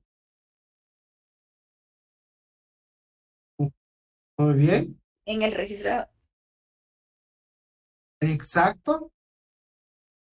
No, si Katherine, ella, para mí que es repitente, que ya se lo sabe. No mentiras, compañera, no tan solo está ayudando y todavía molestando, ¿no? Puede poner finca 1, folio 1 del libro 1, no pasa nada. Exacto. De ahí solo le faltó del libro 5 de Guatemala. Exacto, de Guatemala. O de poner en algunos de la zona central. Ubicado, puede volver a copiar y pegar la dirección arriba indicada. Copia y pegue. Eso.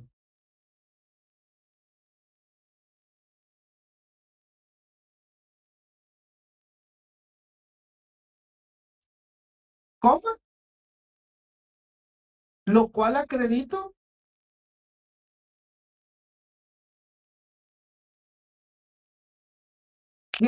lo cual acredito con el testimonio,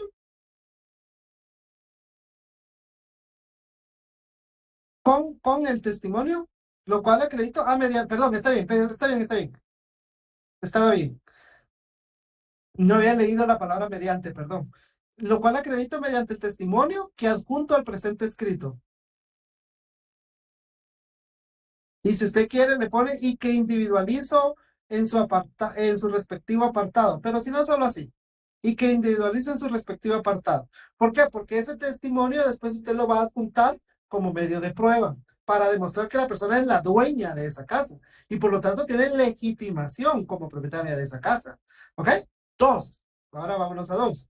Ella ya dijo en primer lugar que ella es la dueña de la casa, pero ella esa casa que hizo la alquiló. Entonces tiene que explicar cómo se dio eso. Entonces ya pone con fecha, si usted quiere ponga así con fecha, si usted quiere póngale 1 de enero del presente año, del año 2025.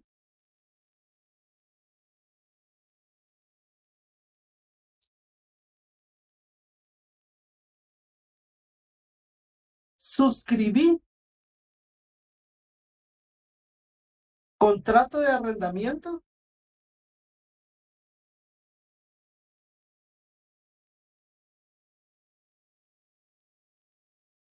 con el señor y el nombre del señor, que no recuerdo cuál es, José Miguel, eso.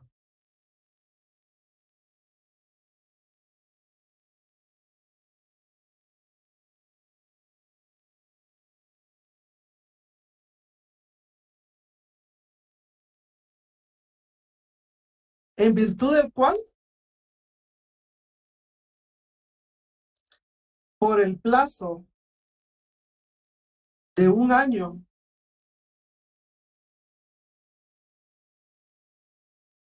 y por una renta mensual de 1,000 quetzales,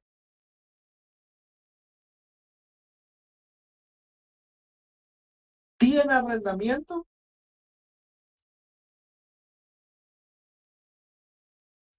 el bien inmueble de mi propiedad y describe lo que dijo arriba o solo pone indicado o descrito anteriormente. Descrito anteriormente.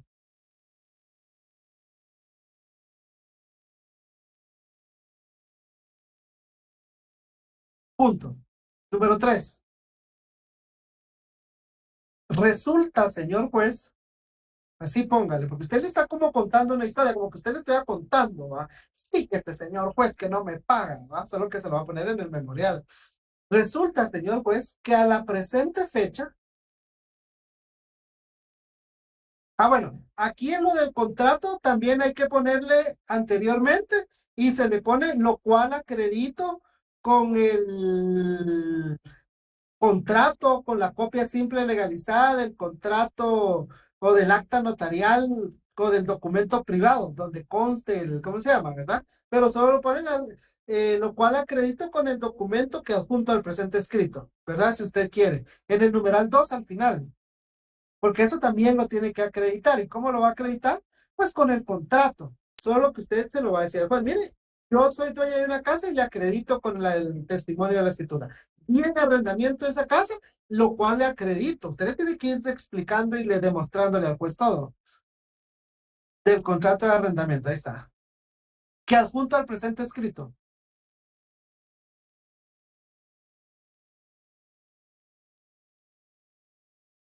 Ok, ahora sigamos con el 3. Resulta, señor juez, que a la presente fecha, el señor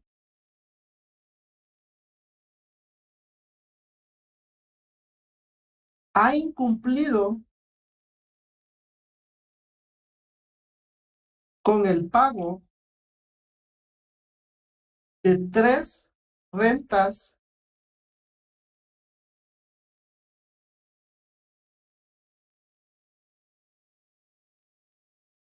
¿cómo? Lo cual acredito con el estado de cuenta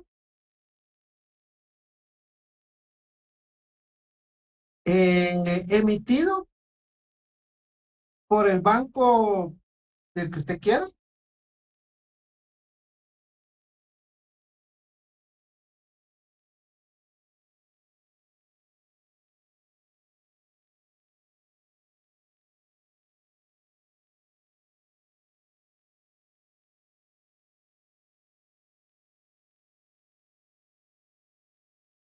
De la cuenta de depósitos monetarios o de ahorros. Número tal y tal.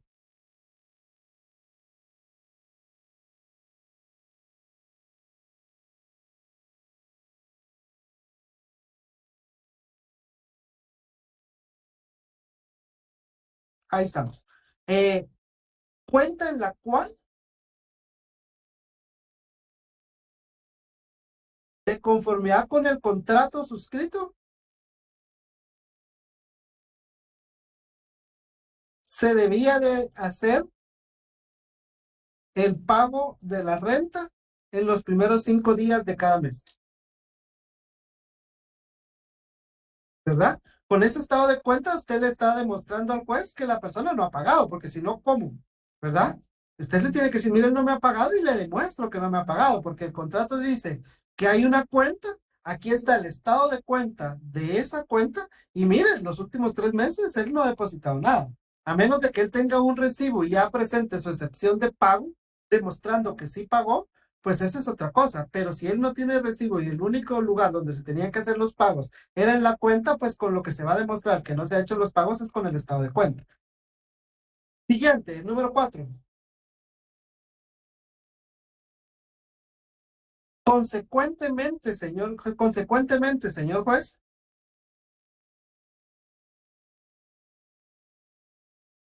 en virtud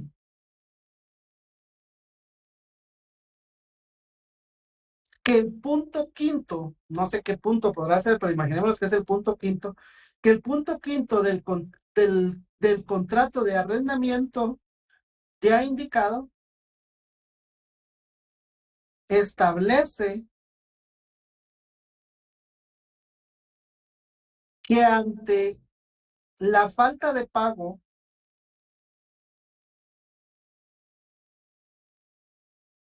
de 3 rentas, como arrendante,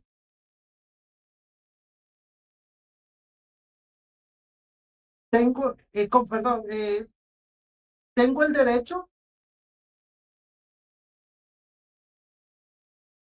de dar por finalizado el contrato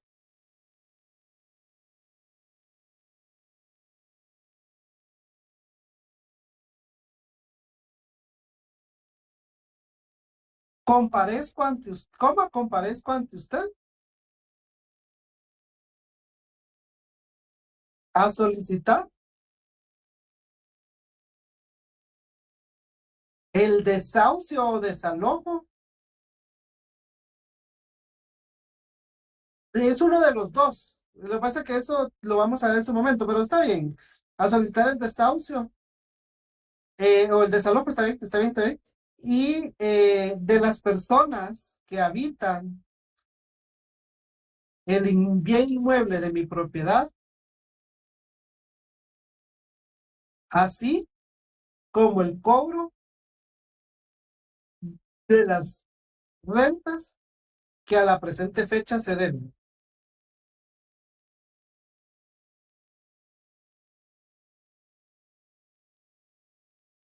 Punto.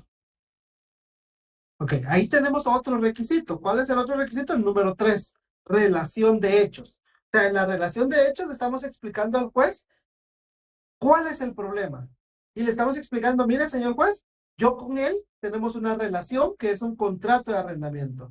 Yo firmé el contrato, él firmó el contrato. Entonces ahí estamos viendo que ambos tienen legitimación. Uno para demandar y el otro para ser demandado. ¿Ok? Y le estamos dando una narración al juez de cómo han pasado las cosas. Yo soy propietaria de un inmueble, yo el inmueble lo di en arrendamiento, al día de hoy él me debe, pero el contrato dice que cuando me deba 3 meses yo lo puedo sacar, por lo que vengo aquí a sacarlo. O sea, le estoy dando a conocer al juez los hechos. ¿Sí? Fundamento de derecho, número 4. Entonces póngale abajo fundamento de derecho. Concentradito. Fundamento de derecho.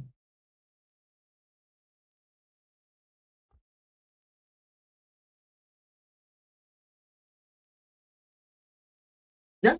Bueno, en todos lados lo que se hace, y ya lo dijo el Lick, y yo estoy de acuerdo con ello, es que en la mala práctica, pero ahorita no tenemos tiempo para ver eso, pero solo se los comento, en la mala práctica lo único que se hace es transcribir los artículos que a nuestro entender son los que nos sirven en este proceso, ¿sí? No voy a poner aquí artículos del matrimonio porque no me sirven. No voy a poner aquí artículos de la patria potestad porque no es un juicio de patria potestad. No voy a poner el artículo de alimentos, porque no tiene nada que ver con alimentos este proceso. Yo tengo que agarrar mis leyes y ver cuáles son los artículos que tienen relación con este proceso. Pero les repito, no se trataría de solo transcribir los artículos. Lo que en realidad se trata es de hacer una interpretación de cómo esos artículos me facultan a mí para poder demandar. Eso es lo que hay que hacer, una explicación de esos artículos. Pero en la práctica, y no le van a rechazar nunca un memorial, por lo contrario, lo único que se hace es transcribir los artículos. Entonces, de cajón siempre tenemos artículos 28 y 29 de la Constitución. ¿Sí? Artículo 28 y 29 de la Constitución, los cuales establecen y ya ustedes transcriben ahí el artículo.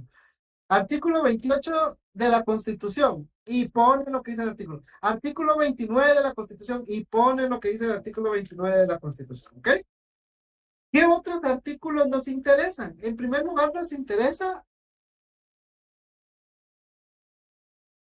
derecho de petición. Póngale puntos suspensivos porque si no, no lo vamos a terminar hoy. Exacto. Y ahí ustedes ponen lo que sigue. ¿Y ahí qué otro artículo nos sirve? Les dije el 29, pero por falta de tiempo lo dejamos ahí. Pongamos ahora artículo 188. Ah, la compañera ya se enojó que ya está escribiendo malas palabras. Artículo 1880, perdón, 1880 del Código Civil.